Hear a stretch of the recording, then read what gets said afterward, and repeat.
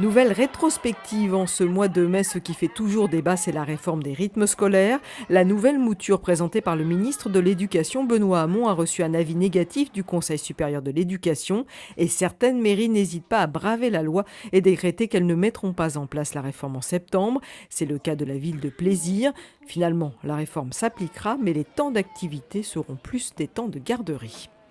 Manifestation sur l'aérodrome de Saint-Cyr-l'École contre les nuisances aériennes. Ils étaient une centaine, soutenus dans leur action par les maires, notamment de Saint-Cyr-l'École ou encore de Plaisir. Ils réclament des plages de silence le week-end et de nouvelles trajectoires.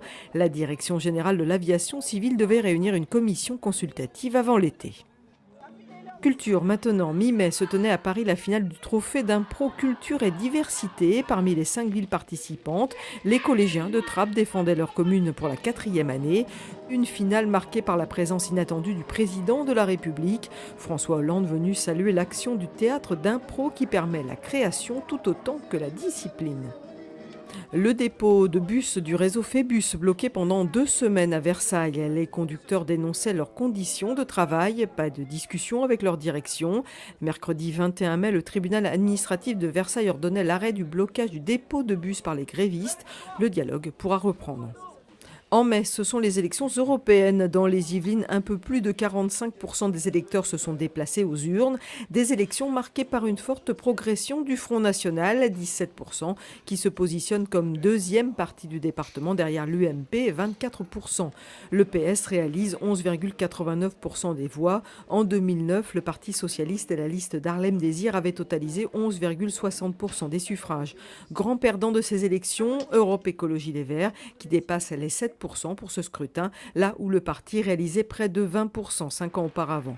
À noter sur notre secteur une forte poussée du FN à Trappes, qui devient le premier parti de la ville pour ces élections, où seulement 25% des électeurs se sont pressés aux urnes.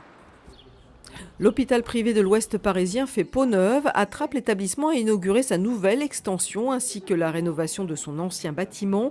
Des travaux de près de 3 ans qui permettront d'améliorer son accessibilité et sa capacité à répondre aux besoins des patients.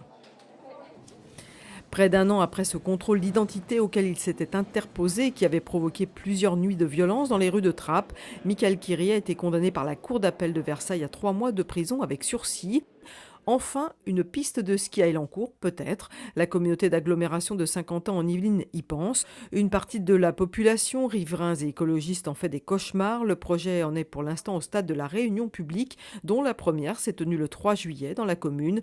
Entre opposition et réalisme financier, le projet sera finalement gelé au mois de novembre.